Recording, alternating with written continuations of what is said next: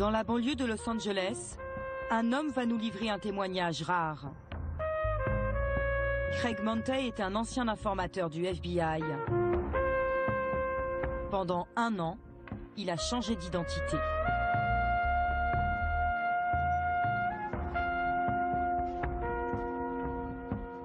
Chaque matin, il devenait Farouk Aziz, son personnage de couverture. Ce sont les agents du FBI qui m'ont donné ces vêtements pour que j'ai vraiment l'air musulman. Musulman, Craig ne l'est pas.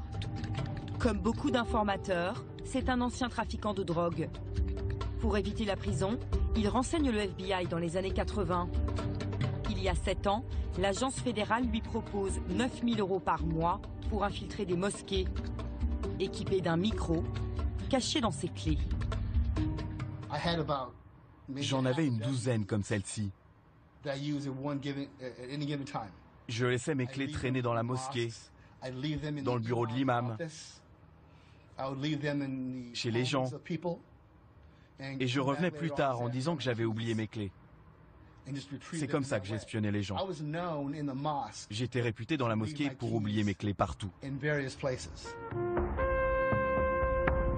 La mission de Craig Montey, repérer dans les mosquées des musulmans radicaux susceptibles de planifier des actions terroristes. Son opération a eu lieu en 2007, 6 ans après le 11 septembre. À l'époque, le traumatisme est toujours là. Le président George Bush le répète, l'Amérique est en guerre. Ben Laden et les terroristes qui l'entourent ont été très clairs sur leurs intentions, comme Hitler et Lénine avant eux. Nous sommes en guerre et nous ne pouvons pas la gagner en agissant comme si elle n'existait pas. Après le choc de 2001, les pouvoirs des services de renseignement sont renforcés. Des centaines d'opérations de surveillance comme celle de Craig Montey sont menées à travers le pays. Débusquer des terroristes devient une priorité. Sur le terrain, les informateurs sont sous pression. Au bout d'1 an d'infiltration, Craig ne trouve aucun suspect. Le FBI lui demande de continuer. Je leur mettais la pression en leur disant des choses du genre « Un vrai musulman ferait le djihad. Un vrai musulman ferait la guerre contre un État infidèle qui a envahi son pays, violé ses femmes. » J'essayais d'augmenter leur rage, leur colère. Mais la plupart ne réagissaient pas. C'étaient des gens très pacifiques. Ce n'étaient pas des terroristes. Craig affirme que le FBI l'aurait menacé de ne pas le payer, faute d'identifier des terroristes. Pour lui, pas question de dénoncer des innocents. Il abandonne l'opération. Le FBI dispose de 15 000 hommes de l'ombre comme lui sur le terrain. Combien sont-ils à être allés plus loin que Craig, à avoir flirté avec l'illégalité? Enquête sur cette guerre invisible menée par le FBI.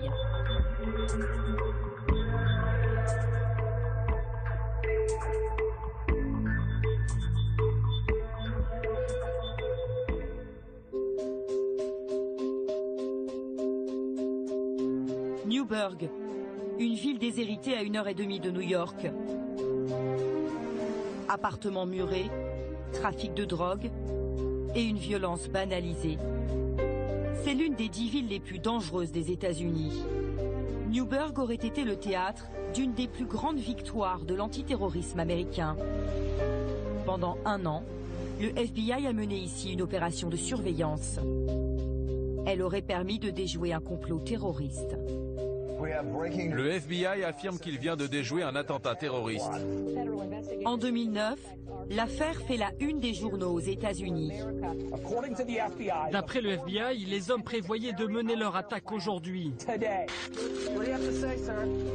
À Newburgh, 4 hommes sont arrêtés.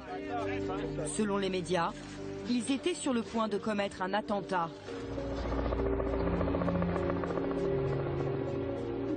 3 mois plus tard, à New York, les suspects sont jugés devant ce tribunal. Accusés de complot terroriste, ils encourent la prison à perpétuité.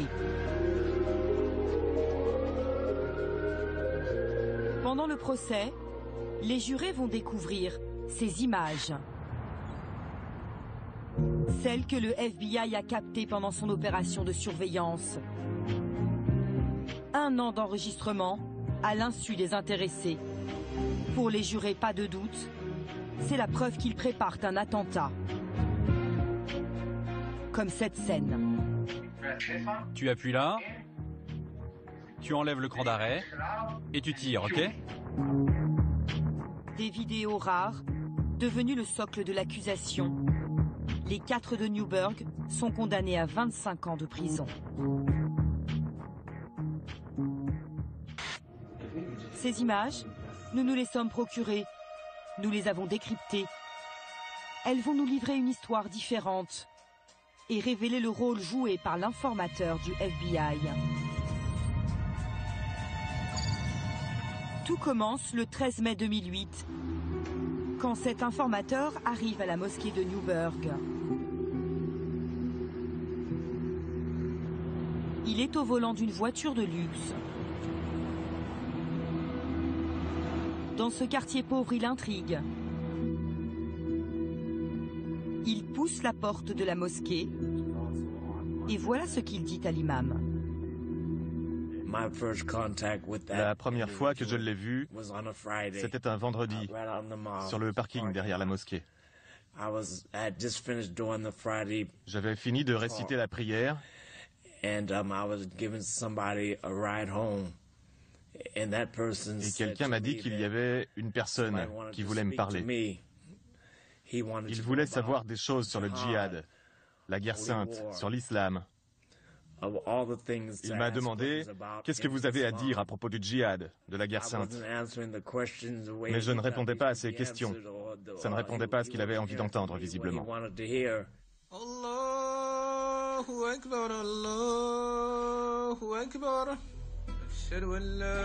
L'homme s'appelle Shahed Hussein. Auprès des fidèles, il se fait passer pour un riche Pakistanais récemment arrivé aux États-Unis. Tous ignorent qu'il travaille pour le compte du FBI. Il est ici en infiltration, censé repérer des musulmans radicaux. Pour cette mission de surveillance, des micros et des caméras ont été disposés partout. Dans la maison que l'informateur a louée pour l'opération et dans sa voiture. Le premier homme qui l'approche, c'est lui, James Cromity, un ancien dealer de crack des quartiers pauvres de Newburgh. Nous avons rencontré un avocat qui a analysé cette opération d'infiltration du FBI. James Cromity est une personne complètement perdue. Il a un emploi très modeste, pas d'argent, il est marié, il cherche un but dans sa vie. Shahed Hussein arrive et lui dit « Je vais te donner un but, je vais te donner une histoire et tu vas avoir l'impression d'être quelqu'un d'important. » Au fil des semaines, les deux hommes se fréquentent de plus en plus.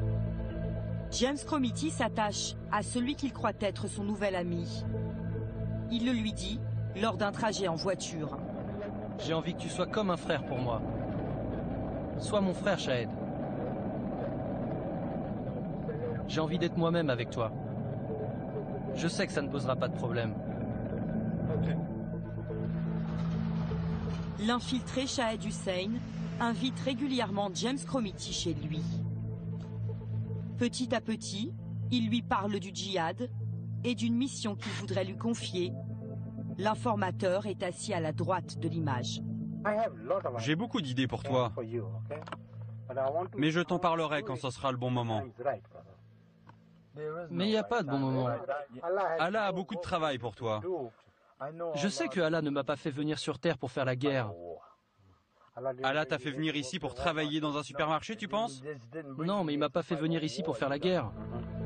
James Cromity ne se montre pas intéressé. Shahed Hussein va plus loin. Il va ouvertement évoquer l'idée d'un attentat. Je peux te poser une question? Ce serait quoi, d'après toi, la meilleure cible à New York? La meilleure cible a déjà été attaquée. Ok, mais à New York ou ailleurs?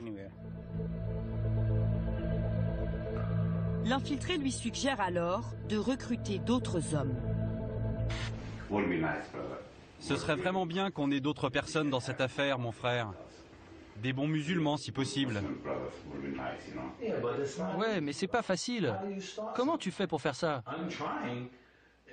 J'essaie, mais à chaque fois, j'ai l'impression que ce n'est pas ma mission.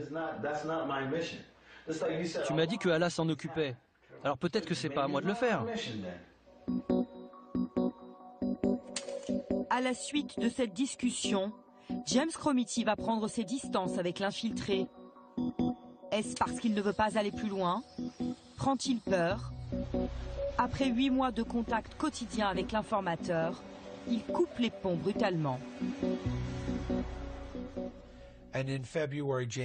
En février, James Cromity dit « Je ne vais pas participer ». Et James se cache de Shahid Hussein pendant un mois. Hussein l'appelle plusieurs fois, il vient chez lui mais il ne répond pas. Le FBI sait parfaitement qu'il est de l'autre côté de la porte. La mission de l'infiltré pourrait s'arrêter là, mais ce n'est pas ce qu'il va se passer. Pour son opération à Newburgh, le FBI lui a promis 120 000 €. Après 9 mois infructueux, l'informateur va jouer une dernière carte. Il propose à James Cromity une somme d'argent qui va tout faire basculer. Écoutez leur dialogue, révélé par les écoutes téléphoniques du FBI. Allô? Tu te souviens de moi, mon frère? Parle-moi. Écoute-moi, écoute-moi. J'ai quitté la ville, j'ai tout laissé. Je suis parti, c'est tout. Mon frère, je peux te faire gagner 250 000 $, mais tu ne veux pas. Qu'est-ce que tu veux que je te dise? Ok, viens voir, mon frère. Face à la promesse de ces 250 000 $, James Cromity finit par céder. Il recrute David Williams, un habitant de son quartier, lui aussi ancien dealer de crack. Les voici tous les deux avec Shahid Hussein, quelques jours plus tard. L'informateur a créé une cellule terroriste. Il va aussi leur fournir le scénario d'une attaque et des cibles très précises. C'est Shahid Hussein qui parle. On va commencer par la synagogue. On revient et on fait ça après. C'est quoi? Les avions. L'informateur Shahid Hussein définit 2 lieux d'attentat. Cette synagogue du Bronx et cette base militaire. Au final, il a réussi à entraîner 4 hommes dans son complot.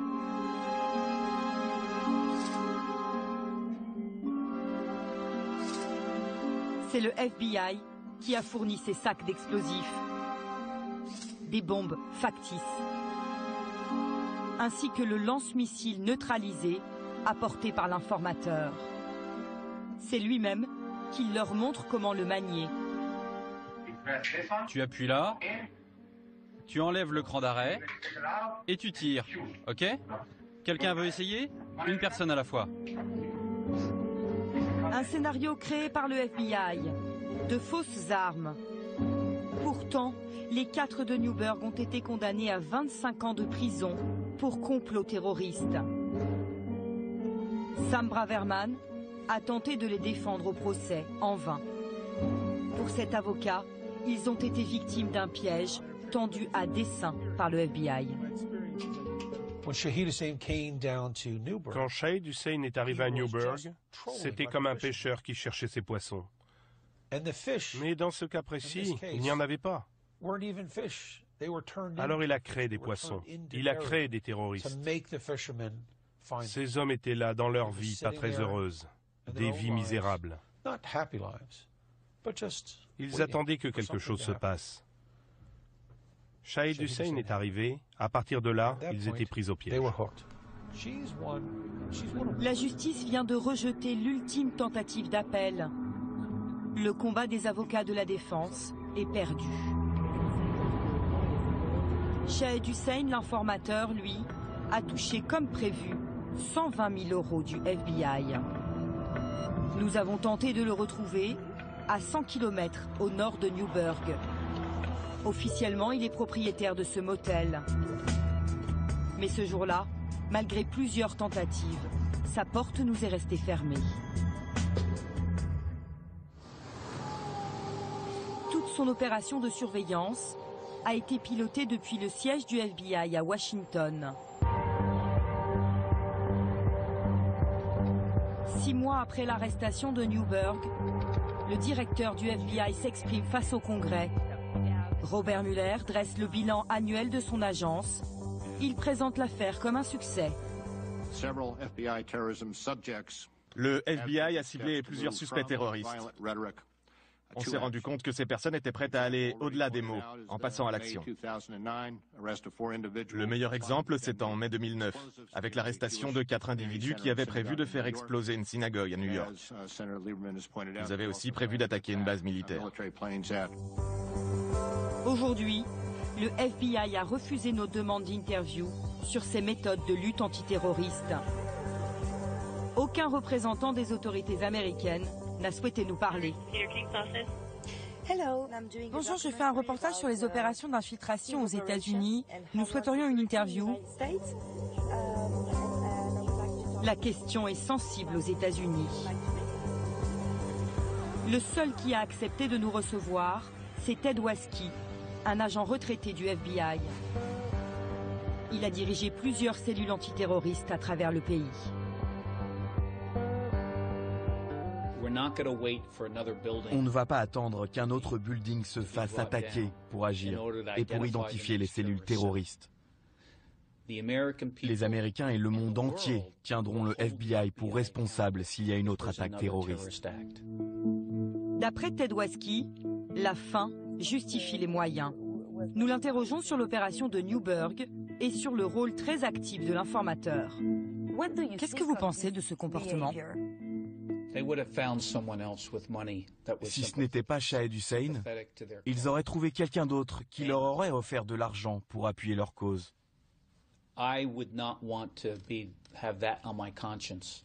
Je n'aurais pas voulu avoir sur la conscience des morts parce qu'on n'a pas voulu enquêter sur un cas, de peur d'être critiqué.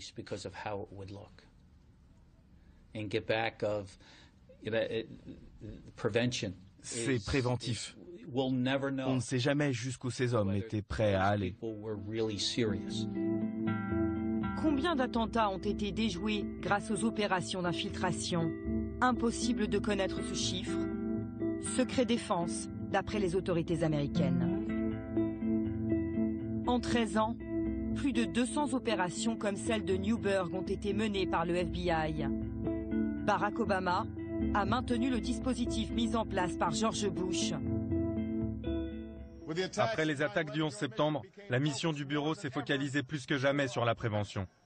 Le défi est d'identifier et d'arrêter les complots terroristes avant même qu'ils ne se mettent en place. Aux États-Unis, peu de voix s'élèvent contre les méthodes de lutte antiterroriste. Un journaliste d'investigation enquête depuis 7 ans sur les excès de cette politique. Trevor Aronson a tenté de démontrer à plusieurs reprises que des hommes avaient été piégés. Bonjour, comment ça va? Ce jour-là, il a rendez-vous avec Avni Osmakak. Son frère vient d'être condamné à 40 ans de prison pour complot terroriste. Cette fois encore, il était en contact avec un informateur du FBI. Votre frère a changé après avoir rencontré l'informateur? Il a commencé à s'habiller en habits traditionnels musulmans, à mettre un turban. Ça, c'est l'informateur qui lui a demandé de le faire. Il lui disait que tous les bons musulmans devaient s'habiller comme ça. D'après Avni, son frère aurait été manipulé du début à la fin par le FBI. Dans cette affaire aussi, tout a été enregistré. L'informateur a procuré des armes à Sami Osmakak. Il lui a appris à s'en servir. Il l'aurait poussé à enregistrer cette vidéo djihadiste. C'est l'infiltré du FBI qui tient la caméra. Nous voulons nous venger des infidèles américains qui font couler le sang en Irak. Nous allons faire couler votre sang, celui de vos femmes et de vos enfants. Sa ceinture d'explosifs, le revolver et la Kalachnikov posée à côté de lui sont factices. Avni affirme que son frère était malade, diagnostiqué schizophrène 5 ans avant cette vidéo. On l'a vu changer quand il est tombé malade. On a essayé de le convaincre d'aller voir un médecin, mais il nous a fui. Et l'informateur, il a juste profité de sa maladie. Vous pensez que votre frère réalisait que c'était grave de faire ce genre de vidéo? Mon frère ne savait même pas ce qu'il disait à ce moment-là. Tout ça, c'était orchestré par quelqu'un dans les coulisses. La thèse de la manipulation, avancée par les avocats, n'a pas été retenue. Pour le journaliste Trevor Aronson, ce cas ressemble à d'autres histoires qu'il a révélées. D'après lui, il s'agirait bien d'un piège. Ce qui est significatif dans le cas de Sami Osmakak, c'est que comme les autres affaires, on dirait que le FBI a tout orchestré. Chaque détail, y compris les mots que Sami Osmakak a prononcés. Il a aussi été manipulé par l'informateur qui lui a promis de l'argent. Il y a aussi des questions qui se posent sur ses capacités mentales limitées. Il était facilement manipulable par ses agents qui cherchaient une affaire à tout prix. D'après Trevor, quand le piège se referme, il est presque impossible de s'en sortir.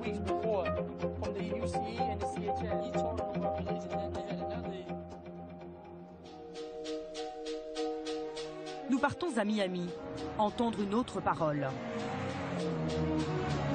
Celle de Rothschild Augustine. En 2007, il a été condamné à 7 ans de prison pour apologie du terrorisme. Il vient d'être libéré. Nous le retrouvons à Liberty City, l'un des quartiers les plus pauvres de Miami. Le gouvernement nous a piégés. Tout le monde savait qu'on ne ferait jamais aucun acte terroriste. L'informateur nous a poussés, piégés pour créer une affaire. Rothschild croise la route d'un informateur du FBI il y a 8 ans. À l'époque, il fait partie d'un groupe de 7 jeunes désœuvrés qui traînent dans les rues de Miami. Pour le FBI, ils sont suspects. Une mission de surveillance est lancée. L'informateur, c'est Eli Assad, un ancien dealer qui renseigne le FBI depuis plusieurs années. Encore une fois, il fait miroiter de l'argent aux hommes s'ils planifient un attentat. 40 000 € pour faire exploser le siège du FBI à Miami. Mais au fil des mois, rien ne se met en place. Alors Eli Assad imagine autre chose. Ce jour-là, il convoque tout le monde chez lui. Je représente Oussama Ben Laden. C'est lui qui parle sur cette vidéo. Sous les caméras de surveillance du FBI, il demande au groupe de réciter un serment à Al-Qaïda qu'il leur dicte mot pour mot. Maintenant, vous répétez après moi. Je jure devant Dieu, le Tout-Puissant, de m'engager entièrement. Rothschild est l'homme au t-shirt blanc. C'est à cause de cette vidéo qu'il a été condamné pour apologie du terrorisme.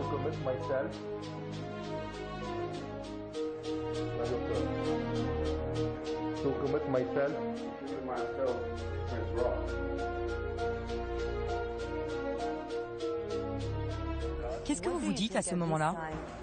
À ce moment-là, j'étais très mal à l'aise. Je ne comprenais pas ce qui se passait. Je pensais juste à partir. Regardez, j'ai la main sur la porte, prêt à partir. Je comprenais pas. C'est sûr que c'était pas une bonne idée. Avec le recul, je me dis que c'était stupide. Mais à l'époque, on était désespérés, on avait besoin d'argent. On avait des rêves, des buts à atteindre. Et rien ne se passait, on était frustrés. On voulait juste que nos vies changent. Rothschild se serait laissé aveugler par l'argent. Il affirme que pour lui, ce serment n'avait aucun sens.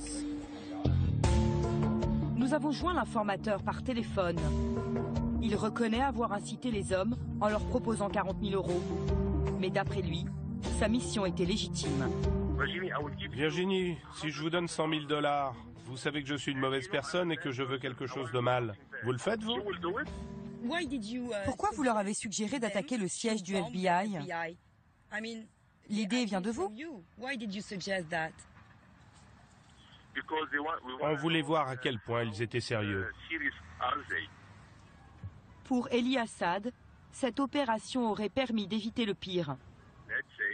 Imaginons que ces hommes aient réellement cherché une mauvaise personne. Imaginons qu'ils aient vraiment trouvé cette personne. Qu'est-ce qui se serait passé d'après vous? Pour son opération de surveillance à Miami, Elie Assad a touché 65 000 € du FBI. Les informateurs cherchent-ils désormais des terroristes à tout prix? Un homme en est persuadé. Mike German a travaillé pendant 25 ans comme agent spécial du FBI. Il a démissionné en 2004 après avoir dénoncé les dérives de la lutte antiterroriste. À l'époque où je faisais mes opérations d'infiltration avant le 11 septembre, si je voulais ouvrir une enquête pour terrorisme sur des personnes, le FBI m'aurait demandé à quelle organisation terroriste ces hommes sont-ils affiliés. Dans les récentes affaires, j'aurais répondu en fait, ils ne sont pas affiliés à des terroristes. On m'aurait demandé, ok, mais quel genre d'armes ont-ils? Ils n'en ont aucune. Quelles ressources ont-ils pour acheter des armes? Ils n'ont aucune ressource. Quel est leur complot terroriste? Ils n'ont aucun complot en tête. Donc, on va lancer l'opération d'infiltration, leur fournir les armes, l'argent et l'idée de l'attaque. Pour moi, c'est de la fabrication d'affaires. D'après cet ancien agent, l'attaque du World Trade Center a profondément changé les méthodes du FBI. Depuis, son budget a explosé. Il dispose de 3 milliards de $ chaque année. Mike German affirme que l'agence est tenue par une politique du chiffre, du résultat. On dirait que le FBI essaye d'entretenir la peur dans l'opinion publique et auprès du Congrès qui décide de leur donner de l'argent et du pouvoir. Plutôt que de se concentrer sur les personnes qui menacent vraiment la sécurité intérieure, ils vont à l'opposé en se disant « Ok, le prochain cas, on va le rendre encore plus sexy. On va apporter des grosses armes, un complot qui fait peur et on va faire en sorte que les gens appuient sur la gâchette pour que cela ressemble le plus possible à quelque chose de sérieux. » Pour lui, le FBI stigmatise l'islam et les musulmans injustement. La communauté musulmane est suspectée d'office. En envoyant des informateurs, le FBI mène plusieurs intrusions dans cette communauté. Pas seulement pour fabriquer de faux complots terroristes, mais aussi pour espionner tout simplement les musulmans. Justifier de se concentrer sur certaines personnes en raison de leur religion, c'est totalement inapproprié dans une société démocratique. D'après Mike German, le gouvernement se trompe de cible.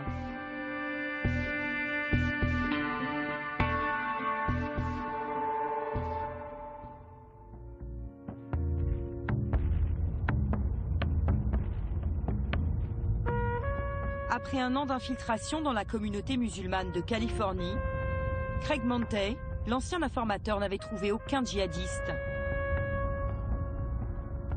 7 ans plus tard, il ose à peine s'approcher des lieux qu'il a surveillés à l'époque.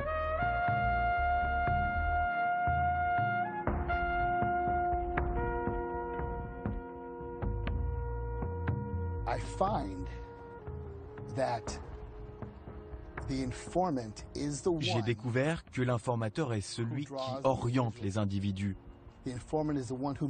qui les motive, qui les pousse en leur donnant de l'argent parfois.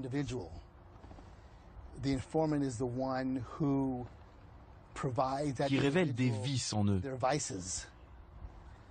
Vous enlevez l'informateur, il n'y a pas d'affaire. En 2009, Craig Montey a porté plainte contre le FBI pour atteinte aux libertés civiles. il a perdu son procès. Il aide désormais les avocats de la défense qui tentent de révéler les pièges tendus par les informateurs. À ce jour, la justice américaine n'a jamais reconnu la thèse de la manipulation dans des affaires de complot terroriste.